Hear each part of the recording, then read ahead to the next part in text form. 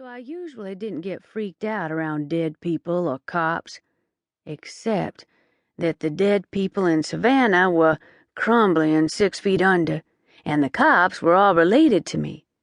But I liked Atlanta cops. So far, anyway. Luckily, I caught all that before it escaped my mouth. "I'm staying here until I find an apartment." I handed over my license.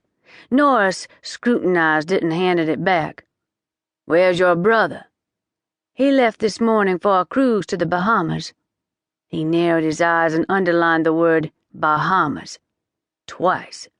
I scrambled to explain. "It's for work, some pop therapy seminar at sea thing, like Dr. Phil, only on a boat. I took him to the airport this morning for his flight to Miami." "Was he behaving out of the ordinary? You mean homicidal?" The response came out peevish, not what I'd intended. Officer Norris kept his pen poised while I scraped wax off the cup with my fingernail. Why had I decided that this was the week to quit smoking? "What I mean is, he seemed perfectly normal. A little tense, maybe, but nothing that would have anything to do with something like that." I gestured toward the Lexus. Eric's Virginia Highland cul-de-sac was usually quiet.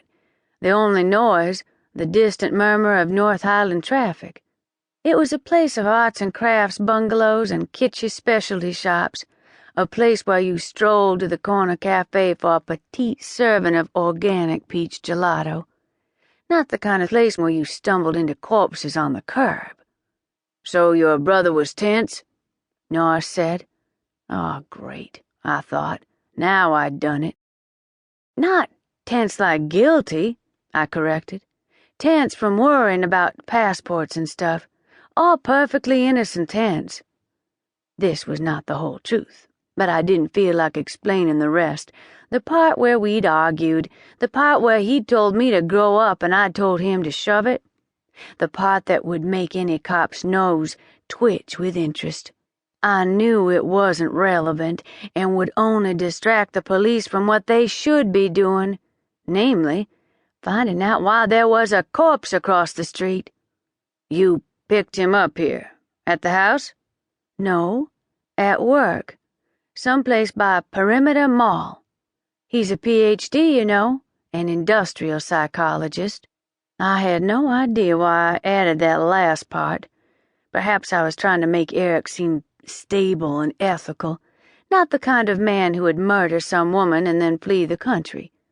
Officer Norris didn't seem concerned about his character, however. He remained focused on the timeline. "So, you picked him up at work, dropped him off at the airport and came back here?" "No, not immediately, anyway. I went to the shop first." "What shop?"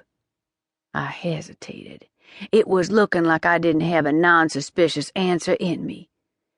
"Dexter's Guns and More," I finally said. "Up in Kennesaw. I'm the new owner."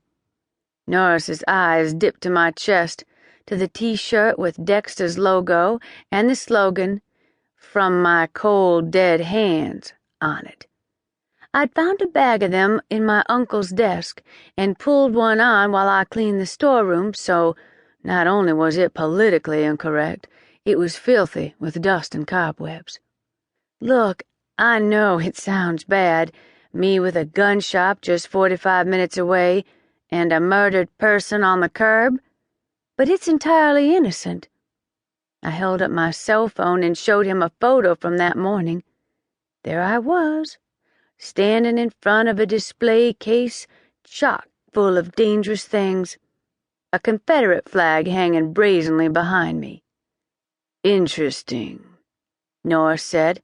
His ebony features betrayed no emotion. I tried again.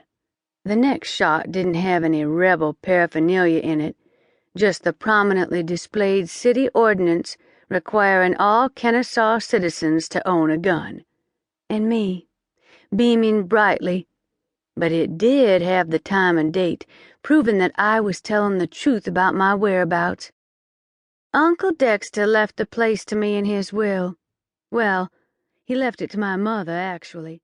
She's his sister, to keep listening to this audiobook. I've left you a link in the description so you can do it, at no cost thanks to Audible's 30-day free trial.